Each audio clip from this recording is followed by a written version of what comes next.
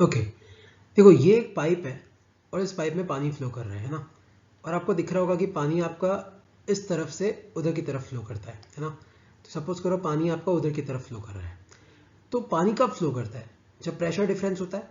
मान लो यहाँ प्रेशर आपका P1 है और वहाँ प्रेशर आपका P2 है, तो पानी कब फ्लो करता है? जब आपका क्या होता है? Pressure difference. तो P1 will be greater than what? P2। तो P1 अगर P2 से ज्यादा है तो आपका पानी कहाँ से का फ्लो करेगा? इस तरफ से उस तरफ, है ना। तो जब प्रेशर डिफरेंस होता है तो वाटर का फ्लो होता है या फ्लूइड का फ्लो होता है। उसी तरीके से आपका करंट कब फ्लो करता है? आपका करंट तब फ्लो करता है जब आपका पोटेंशियल डिफरेंस होता है। तो मान लो यहाँ पोटेंशियल V1 है, यहाँ V2 है, तो अगर V1 और V2 अलग अलग होंगे तभी आपका करंट फ्लो करेगा।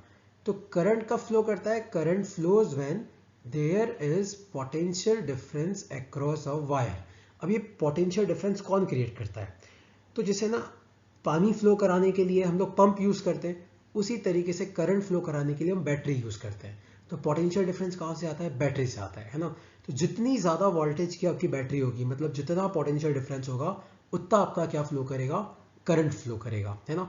तो बेसिकली पोटेंशियल डिफरेंस है क्या? तो जिस तरीके से पानी में प्रेशर होता है, उसी तरीके से वायर में पोटेंशियल होता है। तो प्रेशर डिफरेंस कहाँ से क्रिएट होता है? पंप से। तो पोटेंशियल डिफरेंस कहाँ से क्रिएट होता है? आपका बैटरी से।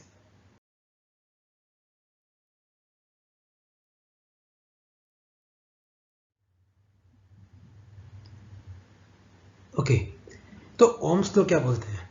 तो ओम्स लॉ बोलता है कि आपका जितना ज़्यादा पोटेंशियल डिफरेंस होगा उतना ज़्यादा आपका करंट होगा, है ना। या फिर हम उल्टा भी बोल सकते हैं कि जितना ज़्यादा करंट होगा मतलब उतना ज़्यादा पोटेंशियल डिफरेंस है।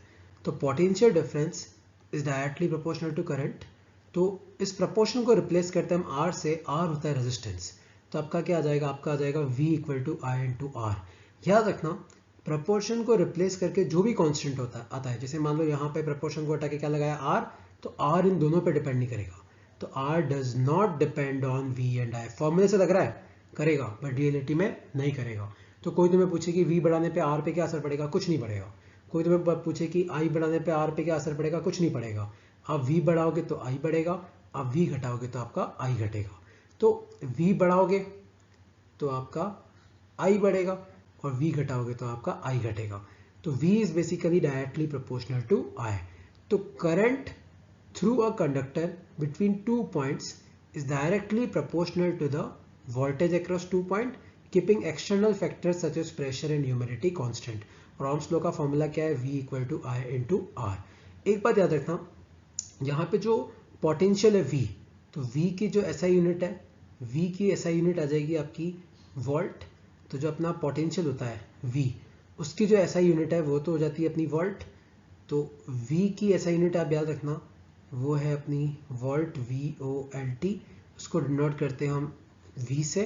और जो करंट की SI यूनिट है उसको हम डिनोट करते हैं A से, जो क्या होती है? एम्पियर। और रेजिस्टेंस की SI यूनिट होती है, वो होती है अपनी ओम, है ना। अब अगर आप V बढ़ाओगे तो आपका करंट भी बढ़ना चाहिए। तो इस ग्राफ को ध्यान से देखो, तो जैसे जैसे आपका V बढ़ रहा है वैसे वैसे आपका क्या बढ़ रहा है? I भी बढ़ रहा है। तो ओम्स लॉ का ग्राफ बेसिकली क्या होता है? एक स्लैंट लाइन होता है इस तरीके से, है ना। अब एक क्वेश्चन ओम्स लॉ के ग्राफ से ऐसा क्वेश्चन आता है, ये वाला क्वेश्चन, जैसे मान लो ये पोटेंशियल है, ये आपका करंट है ना। तो यहाँ पे दो ग्राफ है, मतलब एक में रेजिस्टेंस R2 है, एक ग्राफ की रेजिस्टेंस है वो R1 है, और आपको पता करना है कि किसकी रेजिस्टेंस ज्यादा है। तो याद रखना कि जिसका एंगल ज्यादा होता है, जैसे θ2, यहाँ पे एंगल θ1, जिसका एंगल ज्यादा होता है उसकी रेजिस्टेंस ज्यादा होती है। तो θ2 ग्रेटर देन θ1 है, मतलब R2 will be greater than R1। इस चीज को आपको याद रखना है ना। तो ग्राफ का क्वेश्चन इस तरीके से सॉल्व करना है, न्यूमेरिकल आपको इस फॉर्मूले से सॉल्व करना है, V equal to I into R से। अब जैसे बताता हूँ, जैसे when a potential difference of 100 volt is applied across a wire, 10 ohm current flows through it। तो आपके पास जब 100 वोल्ट का पोटेंशियल है तो 10 एम्पियर करंट है। तो V equal to I R put करो, तो V भी है I भी है, तो R कितना आया? रेजिस्टेंस आ गया 10 ओम।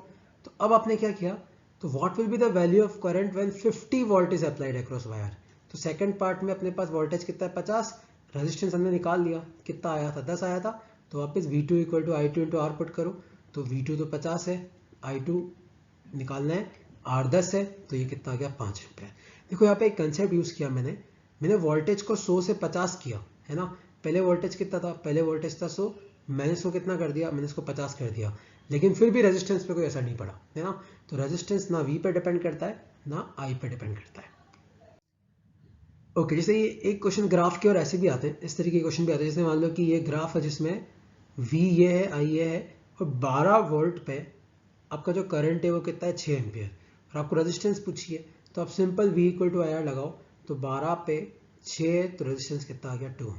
तो इस तरीके से आप ग्राफिकल क्वेश्चन सॉल्व कर सकते हो, है ना। अब आपको एक ऑनलाइन क्विज सबमिट करनी है, जो इस वीडियो के साथ साथ आपको मैसेज में मिल जाएगी, या फिर नीचे यूट्यूब पे डिस्क्रिप्शन में